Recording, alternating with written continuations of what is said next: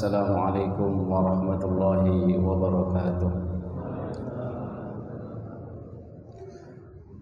Alhamdulillahil mubdi'ul mu'id, al-fa'alu lima yurid, alladhi khalaqal khalqa faminhum syaqiyyun wa sa'id. Fahadha qarrabahu lihadratihi wa hadha ashqahu fahuwa ba'id. Asyhadu an la ilaha illallah wa asyhadu anna Muhammadan abduhu wa rasuluh, afdhalur rusuli wal 'abid. Allahumma salli wa sallim wa barik wa karim ala habibina wa syafi'ina wa qurrati a'yunina Muhammad wa ala alihi wa sahbihi wa sallim tasliman katsira. Amma ba'd, nawaitu ta'allum wa ta'lim wal ifada wal istifadah wan nafa' wal intifa' lillahi ta'ala. Rabbi shrah li sadri wa yassir li amri wahlul 'uqdatam min lisani yafqahu qawli, amin ya rabbal alamin. Ikhwatal iman, jemaah sekalian, alhamdulillah, mari kita senantiasa bersyukur kehadirat Allah Subhanahu wa taala atas segala nikmat yang Allah berikan kepada kita, terkhusus nikmat iman, nikmat Islam, nikmat kesehatan dan nikmat umur panjang, sehingga siang hari ini kembali kita diberikan oleh Allah kemudahan untuk melaksanakan ibadah salat zuhur berjamaah, dan kita menyempatkan dan mengalokasikan waktu kita walaupun tidak lama untuk duduk merenungkan dan juga mentadabburi isi Al-Quran. Niat kita mencari hidayah dari Allah dan menjadikan Al-Quran sebagai tuntunan kehidupan lillahi ta'ala. Ikhwatal iman jemaah sekalian, kita akan membahas tafsir tematik, di mana kalau biasanya bersama Ustadz Haji Eko bahas Al-Ibris di tafsir Al-Quran Al-Aziz, kita bahas tafsir tematik dari surat Al-Imran ayat ke-14, di mana ayat ini akan memberikan pandangan bagaimana kita sebagai seorang mukmin, sebagai seorang muslim, memperlakukan dunia sebagai tempat kita hidup dan bagaimana memposisikan diri kita sebagai seorang muslim terhadap dunia yang kita jalani bersamanya. Di mana kita tahu bahwasannya dunia ini tempat kita diuji. Ad-dunya darul bala wal akhiratu darul jaza. Sedangkan akhirat itu tempat kita dibalas, diberikan ganjaran dalam setiap apa yang kita lakukan. Faman ya'mal mithqala dzarratin khairan yarah, walaupun sebesar biji atom, biji dzarrah, dalam hal kebaikan kita akan mendapatkan balasan ganjarannya.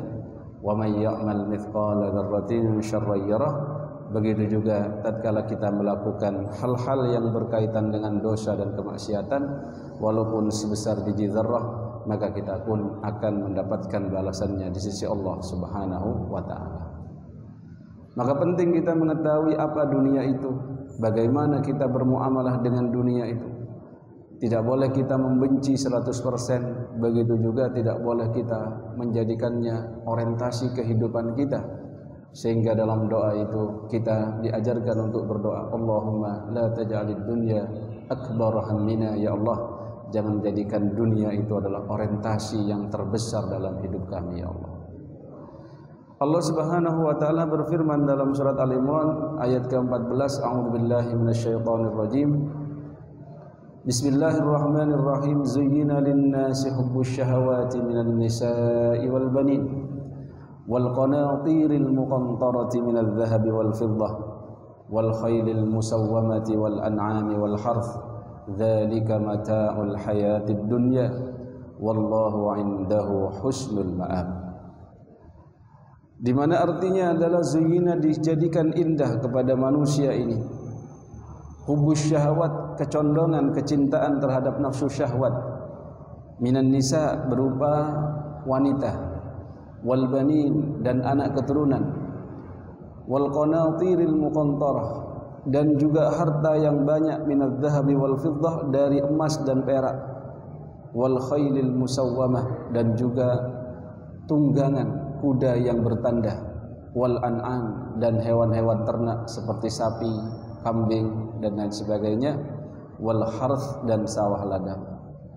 Dan Allah mengatakan dzalika mata'ul hayatid dunya, semua 6 perkara yang sudah disebutkan sebagai kenikmatan dunia itu hanyalah mata'ul hayatid dunya, hiasan kehidupan dunia. Wallahu indahu husnul ma'ab, dan ketahuilah bahwasannya di sisi Allah tempat kembali yang jauh lebih baik dibandingkan dunia yang kita tempati ini. Ikhwatal iman jemaah sekalian, sekilas makna ini biasa-biasa saja dan itu seperti fakta kehidupan. Namun kalau kita kaitkan dengan apa yang disabdakan oleh Rasul sallallahu alaihi wasallam, kemudian kita selami ayat ini dan kita praktekkan, kita cerminkan dalam kehidupan kita, maka kita akan menemukan sebuah petunjuk bagaimana kita bermuamalah dengan 6 kenikmatan dunia ini. Zuyina juga kita perhatikan dalam melihat redaksi dari ayat ini, ketika fa'il atau subjek dari yang menghiaskan ini disembunyikan oleh Allah, tidak langsung disampaikan siapa yang menghiaskan. Ini juga bisa dijadikan bahan renungan, bisa kita tadabburi kehidupan kita selama ini dengan pertanyaan siapa yang menghiaskan 6 perkara dunia ini terhadap diri kita selama ini, selama kita balik, selama kita hidup, sampai kita berkeluarga. Maka kemungkinan yang menghiaskan adalah satu, Allah subhanahu wa ta'ala, sehingga menjadi kebahagiaan dan keberuntungan. Yang kedua adalah syaitanur rajim, yaitu syaitan yang terkutuk, sehingga dunia ini akan menjadi bumerang bagi kita, bahkan menjadi sebab-sebab kita masuk nerakanya Allah. Na'udzubillahi min dzalik. Maka tidak berlebihan kiranya ketika Rasul sallallahu alaihi wasallam mengatakan dalam sabdanya, ad-dunya sijnul mu'min, dunia itu adalah penjaranya bagi orang beriman, wa jannatul kafir, dan surganya orang yang kafir. Sampai ada seorang yang kafir, Yahudi, ya, miskin, penjual daging, tanya sama seorang ulama yang kaya, penampilannya kelihatan seperti orang kaya dan memang orang yang mampu. Dia bertanya, bagaimana penerapan hadis Nabi yang mengatakan dunia itu adalah penjaranya orang beriman dan dunia itu adalah surganya orang kafir. Sedangkan saya yang tidak beriman ini, menurut saya hidup saya ini tidak enak-enak banget seperti sampean itu. Sampean pakaiannya bagus, gamisnya bagus, ya, terhormat, memiliki harta.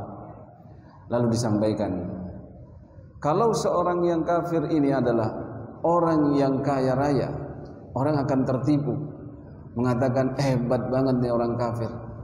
Sampai-sampai orang yang jualan nasi goreng di daerah Laguna itu curhat, kok bisa ini yang beli nasi goreng saya ini jauh lebih kaya dibanding saya, bahkan tidak mau nasi goreng yang saya jual ini. Padahal dia nggak sholat, dia nggak zakat, dia nggak puasa, saya yang sholat, puasa, zakat dan lain sebagainya, kok nggak bisa kaya seperti dia? Ini pertanyaan yang membuat ustadz yang belum kaya juga bingung jawabnya. Gimana jawabnya ini? Itu makanya Pak, menjelaskan surga kepada orang kaya itu lebih mudah dibandingkan jelaskan surga ke orang miskin. Benar itu Pak. Tak pikir-pikir benar juga ya. Ikhwatal iman jemaah sekalian, lalu dijawab oleh Syekh tadi itu. Surga orang kafir di dunia itu ketika dia kaya, dia bisa menghalalkan segala cara dan dia itu bisa menikmati apapun yang diinginkan oleh nafsunya. Walaupun itu dalam syariat Islam itu dilarang. Saking kayanya dia bisa beli Lamborghini, Lamborghini semua dibeli Pak. Bisa, saking kayanya loh ya. Tetapi itu tidak ada apa-apanya dibandingkan nanti ketika diazab oleh Allah. Begitu juga yang repot udah kafir miskin. Sehingga Sayyidina Umar bin Khattab Pak, melihat seorang Yahudi yang tua, yang kafir, tidak beriman kepada Allah dan miskin, menangis dia Pak. Kenapa kok menangis? Kasihan banget gitu loh. di dunia udah sengsara model gini, nanti di akhirat tambah soro meneh. Mendingan sing sugih niku. Kafir sugih sik mending 60 tahun menikmati hidupnya. Kalau orang yang beriman, sekaya-kayanya dia orang beriman, dia hanya bisa menggunakan kekayaannya dalam hal-hal yang Allah halalkan. Dia harus menahan nafsunya. Kalaupun dia ini hiperseks, dia harus menikah maksimal 4. Kalaupun dia ini adalah memiliki harta yang lebih, dia tidak boleh memberi minuman yang harganya 100 juta yang notabene adalah haram. Contoh apa Pak? Wine. Wine itu kan gak ada yang harga 10 ribuan Pak. Bahkan semakin lama semakin mahal. Sebotol itu kenapa kok botolnya wine kalau sampean lewat di perumahan yang kaya-kaya Galaxy begitulah, dilihat dipajang di atas itu kan botol wine itu kan bagus-bagus. Panjenengan pernah batal majang botolnya Aqua, Cleo di rumahnya?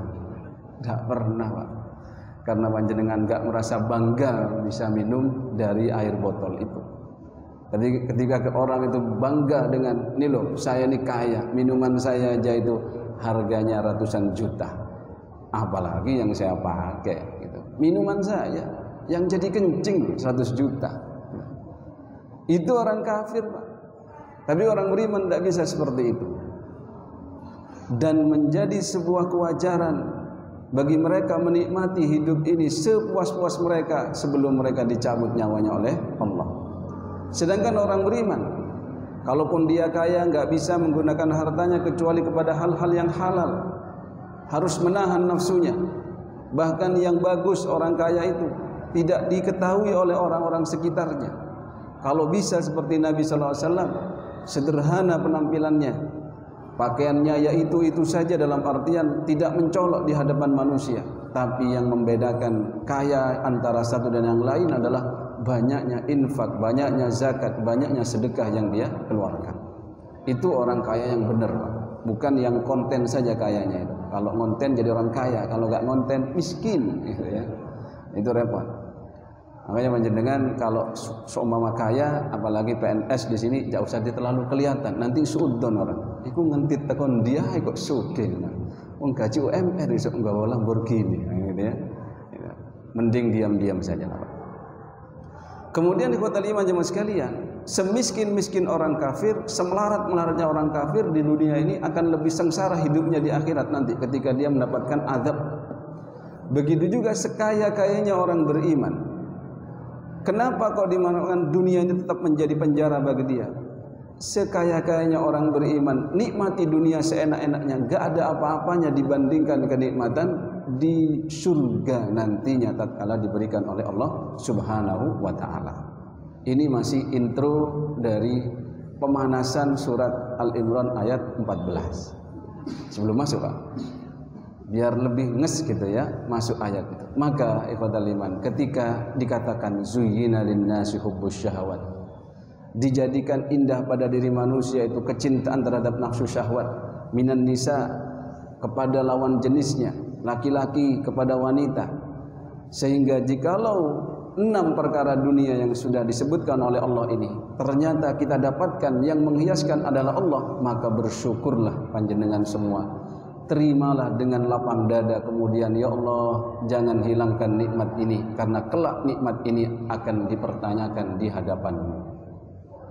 Sebaliknya Pak, ketika penghiasnya adalah syaitan, maka baliklah kita cepat-cepat bertobat kepada Allah. Kita memohon kepada Allah, ya Allah berikan saya solusi. Saya sedang diuji oleh dunia 6 ini. Entah itu diuji oleh istrinya orang Pak ya, diuji oleh hartanya orang, diuji oleh anak, dan lain sebagainya dari 6 perkara dunia ini. Jadi 6 perkara dunia ini bisa menjadi hujjatun lana wa hujjatun alaina. Bisa menjadi yang memberatkan kita mendapatkan siksanya Allah, juga bisa mendapatkan kita ini surga dengan 6 perkara dunia ini.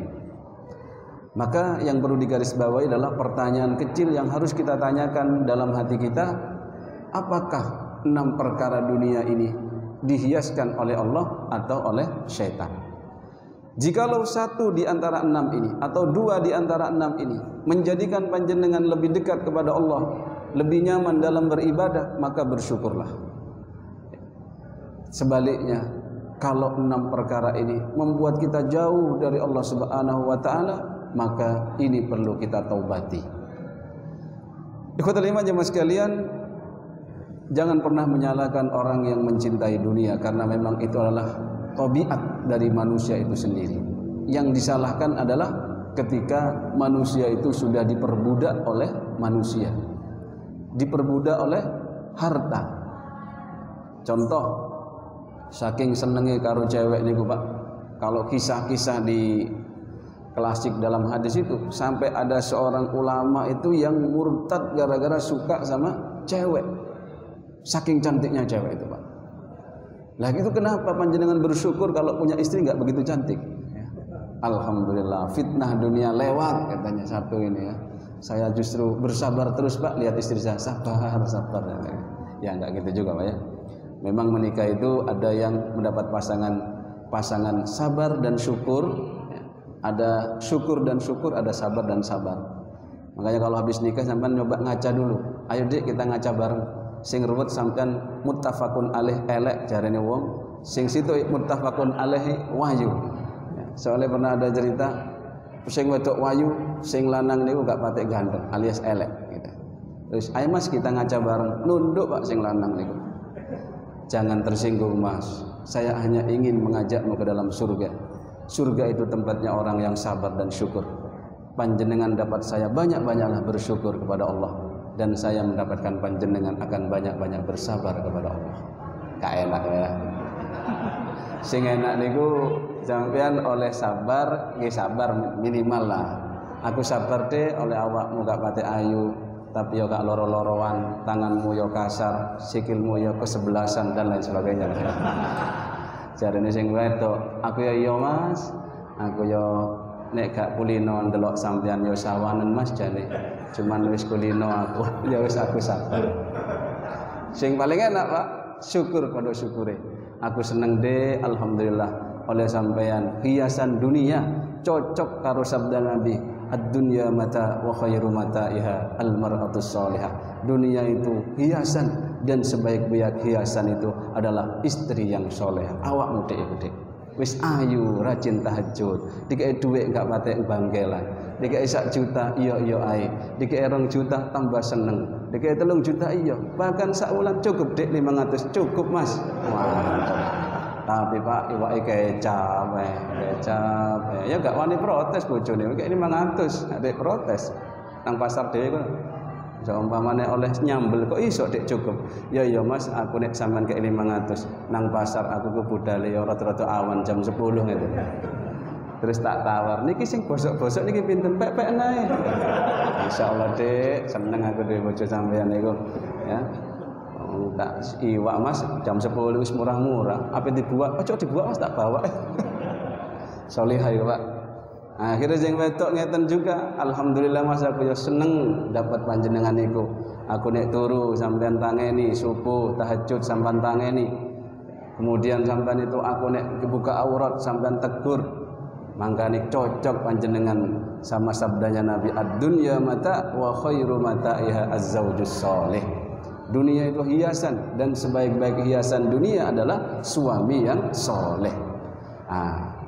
Habis ngaji nih Pak, jangan dijadikan senjata Pak ya. Nanti ulang, diwaca nang arep bojone. Zuyyina lin-nasi hubbus syahawati minan nisa. Ojo gitu Pak. Tapi ditunjuk dhewe Pak, ditunjuk dhewe. Minan nisa gitu.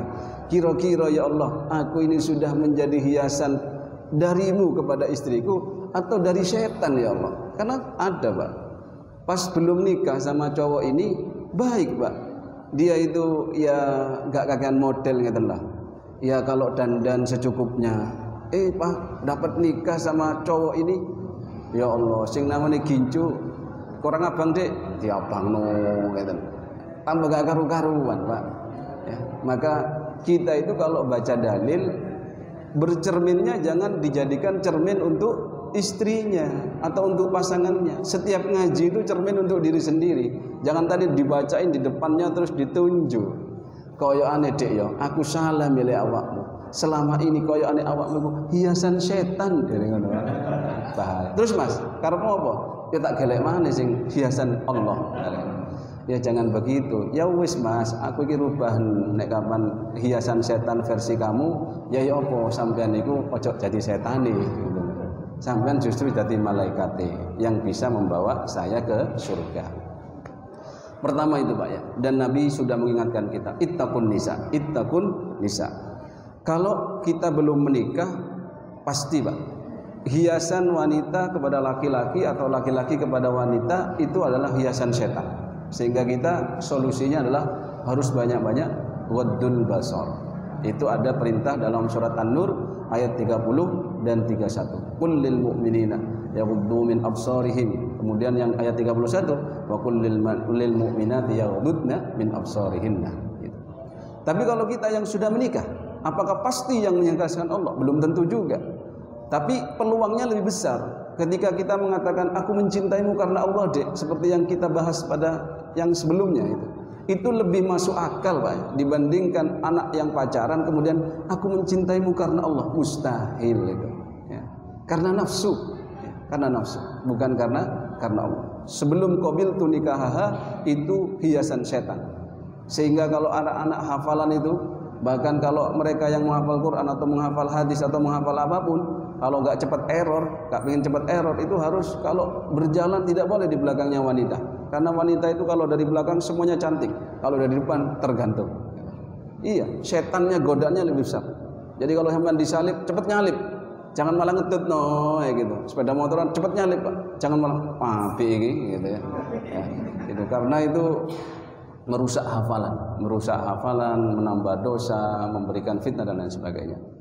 Jadi ikhwatal iman, fitnah dunia itu satu di antaranya lawan jenis kita. Dan tatkala kita bertakwa kepada Allah dalam hal ini, insya Allah kita akan selamat. Apa ada orang itu yang bunuh diri karena sakit hati sama istrinya? Ada Pak. Saya punya teman SD, naudzubillah. Kasihan saya melihatnya almarhum itu Pak ya. Ya karena dia selingkuh sama istri orang gitu. Kemudian yang diselingkuh itu istrinya polisi, ditembak sama polisinya itu Pak. Sia ditembak, istrinya yang selingkuh ditembak, anaknya ditembak. Terus pas dipetek-petek pelurunya habis. Itu tuh ibunya tuh, Bu, enten ya tak isi dhisik. Melayu ibu selamat. Akhirnya wis entek mati semua, tembak dhewe dia, Pak. Fitnah wanita. Kok yo mikir gitu Pak ya. Kalau saya pakai logika, gelek maneh lah apa sih? Apa sih? Ngono wis dekek ngono wis cari lagi gitu. Kalau emang enggak bisa diarahkan kepada yang sholihah. Tidak sedikit loh Pak datang ke rumah nangis-nangis, bahkan mahasiswi sekalipun ya nangis-nangis urusan itu. Semuanya urusan fitnah. Fitnah apa Pak? Fitnah wanita atau sebaliknya wanita terfitnah oleh, samalah dengan Nabi Yusuf dan lain sebagainya itu ya. Tapi Allah diselamatkan. Itulah pentingnya kita menjaga hati kita. Itu baru lawan jenis Pak. Maka panjenengan di sini kita introspeksi diri. Jangan nggak usah terlalu menghakimi pasangan kita. Jangan-jangan pasangan kita nggak solihah itu gara-gara kita belum soleh gitu. Karena biasanya kalau orang soleh itu mempengaruhi kepada pasangannya menjadi lebih solihah. Baik, yang kedua adalah anak. Anak itu Pak tidak sedikit orang yang ngelus dodone goro-goro anak. Nonton dah. Dari situ ngeten. Awakmu anak 10 yo, tapi kok ngirit yo uripmu iku. Aku duwe anak loro koyo 20. Itu ada pendengar jenengan. Ada yang jamaah itu, Ustaz, mohon doanya Ustaz. Saya ini diuji sama anak saya Ustaz. Jengkel hati saya Ustaz. Ruwet Pak urip itu Pak. Ketika punya anak itu Pak ada yang soleh, ada yang toleh. Allah, bener itu. Panjenengan kalau kata umi saya ya, opo ujian anak iku nek sik cilik gampang jare. Arek nangis ke ono permen, ke ono jajan, ke mangan meneng deh. Tapi nek wis perawan, nek wis Joko, omane Joko rojo-rojo ngeten niku lah, rojo. Itu ruwet, Pak, ruwet. Ada yang kena fitnah judi online anaknya, ditukokno laptop, digadekno. ditukokno motor, yo gak digawe kuliah malah digadekno gawe main. Pilih atas atau bawah. Wow, murah banget gitu ya. Itu Pak, ruwet Pak. Belum lagi yang menjadi penjahat kelamin, naudzubillah. Makanya kita itu berdoa ya Pak ya, biasanya Rabbana hab lana min azwajina wa dzurriyyatina qurrata a'yun waj'alna lil muttaqina imama. Tapi kadang bapak-bapak ini fokus pada azwajina nih. Soalnya jamak. Wong sayang waktu Idul Adha itu doa itu nutupnya Rabbana hab lana min azwajina amin. Oh, antar bapak-bapak itu. Oh, paham arti nenek kapan ya Allah berikan kami istri-istri, begitu paham ya. Semua kita berdoa, bahkan bojone waktu hadir ngamin no pisan ya. Tapi tidak semua Allah percayakan. Karena kadang satu aja Pak gak keurus. Gak tahu dikonang salon, mengkon kora-kora melulu.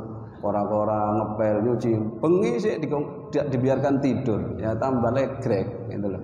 Itu khotaliman. Anak jangan sampai salah Pak. Kalau salah pendidikan, kadang manusia itu merasa sukses kalau ngasih anak itu fasilitas terbaik. HP terbaik, mobil terbaik, padahal belum dibutuhkan. Akhirnya anaknya tersesat. Saya kalau ngajar di perumahan itu, ngajar TPQ gitu ya Pak ya. Saya makasih ngajar TPQ Pak. Padahal dulu sudah nggak mau saya, karena menurut saya harus ada peningkatan lah. Tapi ketika memang tidak ada pilihan lain ya harus turun ya ngajar.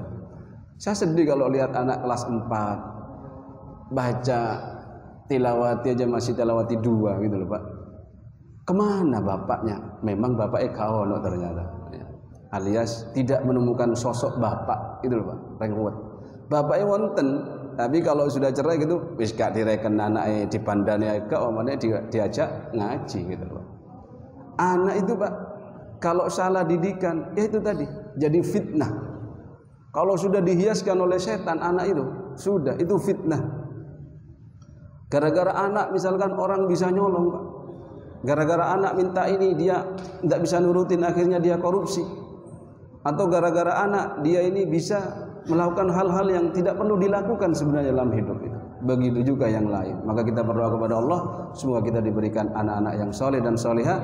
Dan jangan sekali-kali kita mendoakan anak kita dengan doa-doa yang kurang ajar. Karena kalau orang jengkel itu kan baca, oh kualat temen siapa sih ruwet Pak, panjenengan sendiri gitu. Makanya jangan sampai keperucut omongan itu doa yang salah kepada anak kita, senakal apapun anak itu Pak. Karena anak nakal itu bisa jadi karena kita. Mungkin kita waktu bikin tidak baca doa, lupa. Allahumma jannibna syaitan wa jannibish syaitan bima razaqtana. Akhirnya setan melok gawe niku, tambah semangat setan. Akhirnya anak metu kesetanan. Bisa jadi gitu. Atau kita tidak bisa mencontohkan yang baik. Akhirnya umur 3 tahun misuwe wis fasih, kol-kolai wapi. Oh, mendal iku. Iku biasa bapak yo misuan paling. Ya. Anak iso enak misuwe. Ada anak itu begitu. Maka ikhwatul iman, fitnah pasangan, fitnah anak itu adalah dunia. Kalau panjenengan punya istri saja yang solihah, punya anak soleh solihah saja, yang lain ngikut Pak. Ada ibu-ibu niku berjuang menghidupkan anaknya itu 10 anak. Cari bapak kan, gawe meneh ta? Waduh, pegel, gawe meneh ta? Pegel. Akhirnya baru terasa ketika anaknya sukses-sukses, sampai anaknya diamplopi sak jutaan, piro Pak? 10 juta. Nangis itu ibunya. Ya, cari bapaknya, wis gak adek ngono, gak usah terharu. Ikulah usahamu mendidik anak-anakmu iku. 1 juta biyen Pak, kalau 1 juta sekarang ya biasa Pak ya. Langsung dia nangis, aku sedih Mas. Lah apa sedih? Lah apa aku gak nurut sampean? Sampean jaluk 20 tak turuti lah 20 juta. Enak nek ngeten. Tapi nek tepak sing gak tepak Pak, wis rabi sik nggarai njaluki wong tuwa, sik nggarai apa carane oleh durung mati wong tuwa wis takok, warisikan pundi Pak? Allah, dodo sampean. Sempit dodo jenengan ketika diuji oleh anak. Itu anak, insya Allah. Kenapa kok disebut tahun pertama? Kenapa Nabi sallallahu alaihi wasallam itu menyebutkan fitnah wanita dan lain sebagainya? Karena orang itu Pak, kalau punya 2 itu saja, itu hidupnya sudah bahagia loh Pak. Bawa mobil walaupun tidak ada AC-nya, kalau istrinya solihah, sampean justru mesra Pak. Diambilkan tisu, aduh mas, sakno mas, meruntus kabeh mas. Yo, sabar dek yo, gak apa-apa yo. Sepurane aku gak iso nukokno sing ono asine. Wah, gitu. Sing jare wedok ya Pak, gak apa-apa mas, aku wis ngene iki wis syukur mas. Iso numpak mobil karo sampeyan niku, gak keudanan, gak kepanasan, gak langsung kena matahari. Sakno iku Pak. Sing iku mas, guys sepeda motor mekangkang ngono sakno mas, lewat Suramadu dak Allah, weteng rasane gak enak Pak. Mending iki mas wis pokoke walaupun ceri. Wah, gitu loh. Lunas mana mas, gak ada nyicil-nyicil. Gitu Pak. Anak juga begitu, ya. Kemudian apa? Emas dan perak itu Pak. Ya Allah, kalau tidak kita pahami dengan baik, fitnah Pak, fitnah. Bahkan orang jatuh kepada riba nggak sadar kalau dia jatuh kepada riba. Pingin pakai gelang aja jatuh kepada riba. Pingin naik motor aja, pingin ganti HP yang bagus aja, pakai nyicilnya mengandung riba. Ruwet hidup Pak. Akhirnya ringtone itu lunasono. cicilane gitu Pak ya. Ruwet pokoknya. Begitu juga tunggangan Pak. Tunggangan itu kenapa? Al-khail al-musawwamah. Kuda yang bertanda. Kuda bertanda itu memang kuda yang mahal ada tandanya. Ya kayak kalau mobil lah Pak. Mobil yang sing Cherry ambek Camry ini kan waduh. Apalagi Ferrari, tandanya wis beda. Wong itu lebih bisa menyombongkan diri menggunakan Ferrari dibandingkan Cherry. Sampean kalau naik Cherry paling kocone ditutup. tutup suka. Nggo konangan tonggo. Nek numpak Camry aman dada kabeh disopo. Ayo ya, matur nuwun. Gaya padahal oleh nyele, ya. Kewayane luar biasa. Gak melok duwe, melok foto kok di-upload. Mobilmu ta? Ya iya rek. Ya sudah, itulah Pak manusia itu fitnah itu Pak. Begitu juga wal an'am wal harth. Ya, an'am itu Pak, ternak. Ternak itu ada yang menguji loh Pak. Ada yang gara-gara mangani manu ini Pak. Sholatnya telat. Dalam kisah Nabi waktu itu yang disebut dengan Sa'labah itu, ketika habis sholat langsung melencing Pak. Assalamualaikum, celing gitu. Diingatkan sama Nabi Sa'labah, kalau habis sholat itu zikir dulu, zikir. Kata beliau Pak, Nabi saya ini bajunya gantian sama istri. Kalau saya nanti zikir, istri saya telat sholatnya. Oh ya wis, monggo katanya. Ternyata Sa'labah ini minta doa Pak. Nabi saya doakan apa? Sampean kan mustajab doanya. Doakan saya jadi orang kaya. Kalau saya jadi orang kaya, akan saya berikan hak-haknya semua dan lain sebagainya Pak. Enak saya sholatnya bisa tenang dan lain sebagainya. Kata Nabi, sudahlah Sa'labah, qalilun tuaddi syukrahu khairum min katsirin la tutiquhu. Sedikit yang Allah berikan dalam urusan dunia kepadamu, yang kamu bisa mensyukurinya, bisa beribadah dengannya, itu jauh lebih baik dibandingkan banyak tapi kamu gak mampu. Jadi kaya itu mental Pak. Panjenengan harus latihan kalau ingin jadi kaya. Beli bensin, kalaupun bensin eceran itu jangan beli satu, beli dua, itu minimal. Situ ae engko sisanya nang di pom bensin, medit. Langsung loro. Latihan sugih. Kacek 2000 kok. Ngomongane pertama 15.000 kaget. Ya Rabbi, latihan mental sugih niku Pak. Ya, saya aja begitu latihannya gitu ya. Maka ibu teman kalau nawar juga gitu. Cek ojo nemen-nemen itu Pak. Nawar iki piro iki? 100 50.000 sekut sepatu loro ditawar 50 dikai situk ambek sing dodol. Itu orang kur. Jare ampun 100 sampean ngoyo 50 tak kayak siji. Balik meneh. Saya kalau di rumah itu ke istri saya gitu. Nek nang Pak Toy gak usah ditawar. Wis dodolan sayur kon tawar. Wis piro kekno gak ada ditawar gitu. Nek perlu iku piro Pak To? 40 50 ya kaget gitu. Perlu gitu. Itu tadi kemana? Akhirnya Pak Sa'labah itu ngotot didoakan sama Nabi. Mustajab doanya Nabi Pak. Makanya panjenengan cari orang yang mustajab ingin sugih jaluk dongakno. Wis dongakno kula nggih. Dongakno kula ngeten Pak. Akhirnya sugih Sa'labah niku Pak. Punya kambing kalau orang biasanya setahun manake loro, Sa'labah itu manak 4, 6 gitu Pak. Akhirnya sholatnya telat Pak. Goro-goro sugih mana? Saat durungi gak tahu telat, malah telat. Akhirnya gak kelihatan sholat jamaah. Ya. Mana Sa'labah itu? Sibuk Nabi sama kambingnya. Sampai-sampai gak kelihatan sholat, Pak. Mentok-mentoknya itu gak Jumatan. Mana Sa'labah kok gak Jumatan? Ngembala kambing Nabi keluar kota. Karena kambingnya sudah banyak. Kalau di Madinah gak cukup, harus ke luar kota. Mentok-mentoknya, Pak, ketika diminta zakatnya gak mau ngasih, Pak. Itu Nabi gak mau nerima akhirnya. Ya. Sampai-sampai ketika dia mau taubat aja, mau ngasih ke Sayyidina Abu Bakar, Abu Bakar gak mau nerima, Pak. Gitu. Pokoknya begitulah. Yang bisa kita ambil pelajaran itu, terkadang kita itu dikasih kaya gak siap jadi orang kaya. Yang dulunya pakai sepeda motor Grand Extra itu bisa ke masjid pinggir rumah, pinggir desa, ketika ganti moge gak bisa ke sana. Ya, sungkan rek. Eman kok mobilku berat kabeh gitu. Dan seterusnya dan seterusnya. Begitulah dunia, Pak. Sehingga mari kita ini bersyukur apa yang diberikan oleh Allah dalam urusan dunia itu, silakan melihat kepada orang yang di bawah kita. Dan Pak, jangan mengukur kasih sayangnya Allah itu dengan dunia yang Allah berikan kepada kita. Kenapa, Pak? Karena tidak mungkin kita bisa menemukan rahmat Allah kalau kita ukurannya seperti itu. Kayak tadi loh, Pak, penjual nasi goreng itu. Apa iku nang Laguna iku dhek gak salat kok sugih ngono. Aku ya salat kok gak sugih-sugih. Loh, begini masalahnya, Pak. Dunia itu Allah tidak anggap, bahkan tidak melebihi sayapnya lalat sedikit pun. Andai saja Allah itu memberikan ukuran kasih sayangnya dengan dunia, maka orang kafir itu tidak akan diberikan satu tetes air. Maka kata Nabi SAW, perbandingan dunia dengan akhirat itu, celupkan tanganmu ke dalam samudra, bukan tangan, jeliji, terijinya satu aja. Lalu angkat, kalau ada yang netes, itulah perbandingan dunia dan akhirat. Jadi sampean jangan sedih. Soalnya kan gini kan, misalkan bojone ngomongin, sholat kan Dek, sholat apa Mas? Sholat gak gawe sugih kok sholat, gitu Pak.